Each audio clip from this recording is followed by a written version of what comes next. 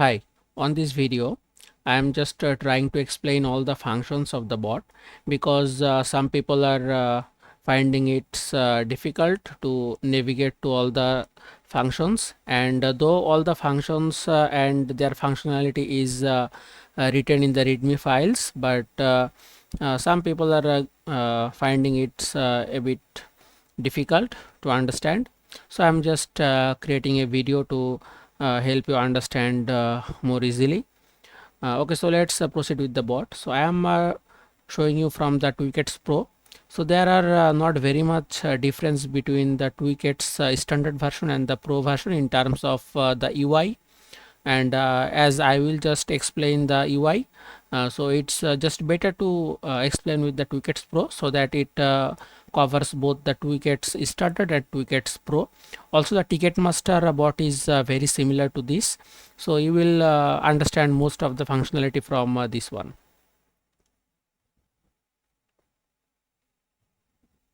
Okay, so I am entering my product key here.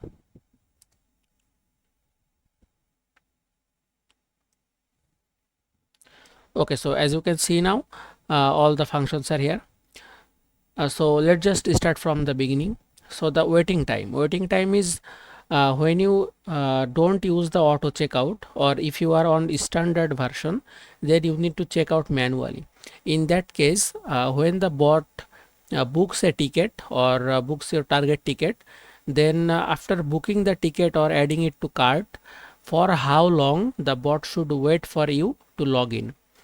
So when the bot finds a ticket, it just adds it to the cart, and it opens a login page, and in that page you need to log in and complete the checkout. And Twickets usually gives you about 5 to 10 minutes depending on many event actually. Like in Ticketmaster it's about 11 to 12 minutes.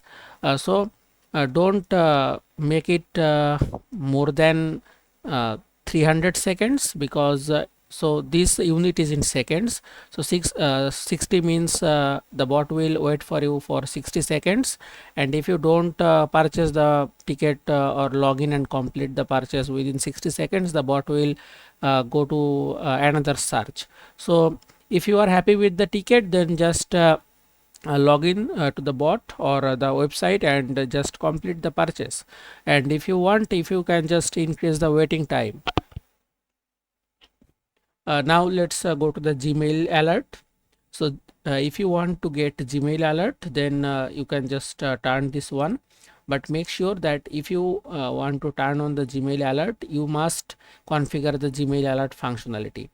And how to configure that, there is full documentation in the readme file. And next comes the Telegram alert, and telegram alert is also the same. So if you want to get Telegram alert, then just configure your Telegram account or Telegram API at first, and then turn this one. And also one thing that many people does a mistake, that they use the same account for the Telegram API and the Telegram account where they want to get the messages. So you need to use two accounts, one for the Telegram alert account or the API, and one for your main account where you will get notified. So if you use the same account as both, then all the messages will go to your saved messages and you will not get any notification. And also, as it is a bot, it's never recommended to use your main Telegram account as the API. I always suggest to use a secondary account as your Telegram API, and use your main account as the account where you want to get notified. And you can get the documentation in the readme file also. And here is the proxy function. So if you want to use proxies, then enter your proxies in the proxies.txt file and then enable it. If you don't have any proxy in the proxies.txt file and you still are enabling this, then you will get an error. So make sure to add your proxies in the proxies.txt file, then enable proxy. And this is the delay. So you can set the delay to literally 0 to any number you want, and this is also in seconds. So it will actually wait for 5 seconds now between each refresh. So if you set it to 0, then it will just refresh and then refresh again, it will not wait. And loop delay is so in the bot you can actually add multiple links. So just say you want to monitor 10 events or 10 dates of the same event. So you just put 10 links in the excel file, in the events.excel file, or where you need to add all your event links. And after checking all those links, the bot will wait for this many seconds. So currently it is 5. So if you are adding there 10 links, then after checking all those 10 links, it will wait for 5 seconds, then it will go to another loop. But if you are just using one link, then I recommend you just put here on or 0, and you can just focus on the delay. But if you are using multiple links, then you can set the delay to a lower number like 0 or 1, and put a loop delay like 2 or 3, a higher number, so that after checking all those links, it waits a bit, so that it looks more like a human other than a bot. And then comes the voice alert. So it is turned on as default.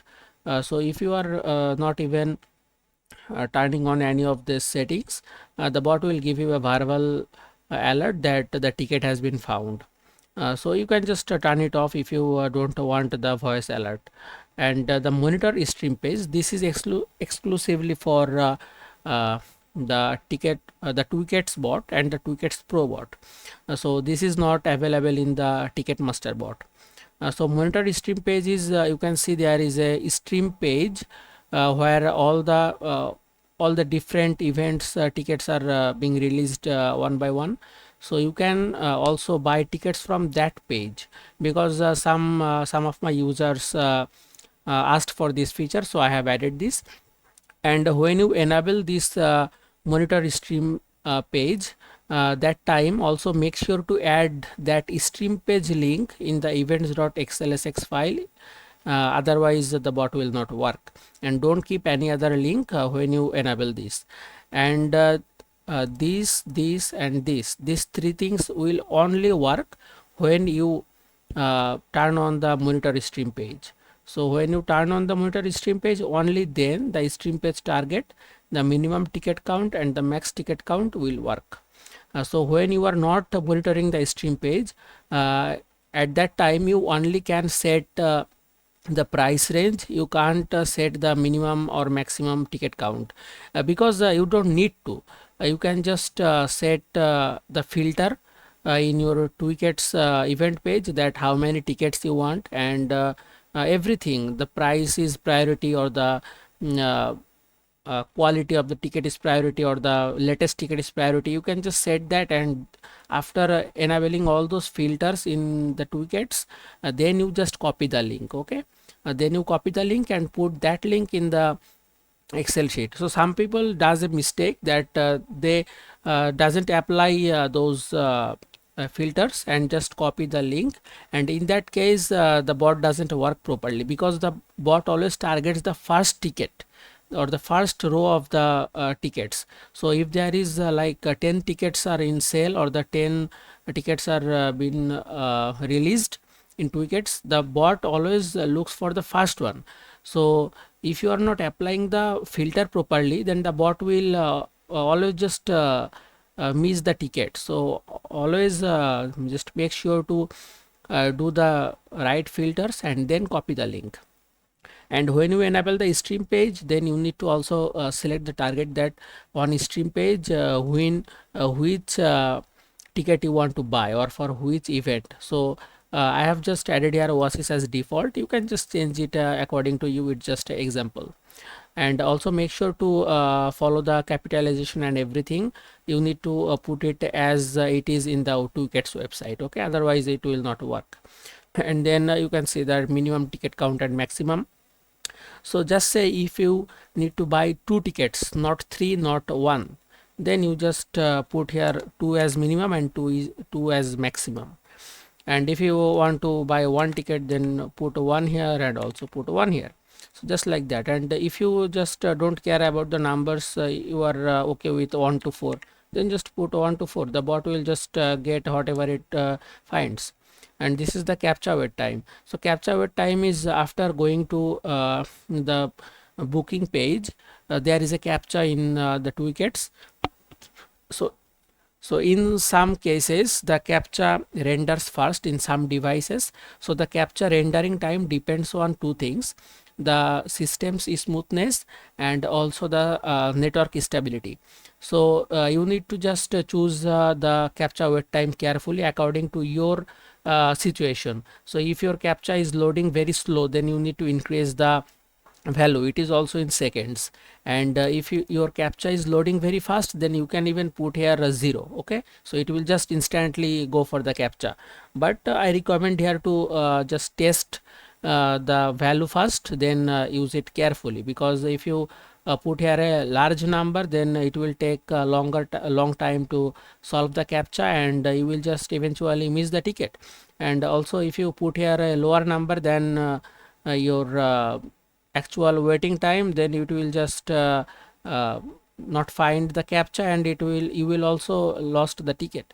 So it is always recommended to set it carefully and test it with some other events, and then go for the main event. And here comes the auto checkout. The auto checkout, if you are using a Twickets Pro or the Ticketmaster Pro bot, in that case you can just enable the auto checkout. If you use the auto checkout feature, then the bot will do all the checkout things and it will check out automatically. You don't need to do anything. So this was the functions, and if you have any other question, you can just comment down here, or you can just knock me on my WhatsApp or my Telegram. But I always recommend Telegram, because I am mostly active on my Telegram. I am a bit less active on my WhatsApp. So thanks for watching the video.